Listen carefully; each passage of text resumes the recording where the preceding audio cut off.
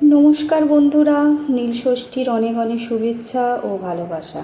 নীলকণ্ঠ এবং নীলাবতী অর্থাৎ দেবাদিদেব মহাদেব এবং মাতা পার্বতী কেন্দ্রিক লোক উৎসব হল নীলষষ্ঠী। এই ব্রত চৈত্র সংক্রান্তির ঠিক আগের দিন পালন করা হয়। দেবাদিদেব মহাদেব এবং মাতা পার্বতীর আরাধনায় প্রত্যেক মা সন্ধ্যায় প্রদীপ বাতি জ্বালিয়ে মাতা পার্বতী এবং মহাদেবের কাছে সন্তানের মঙ্গল কামনায় এই ব্রত পালন করে। মাকে এবং সন্তানকে জানাই নীলষষ্ঠীর অনেক অনেক শুভেচ্ছা, ভালোবাসা।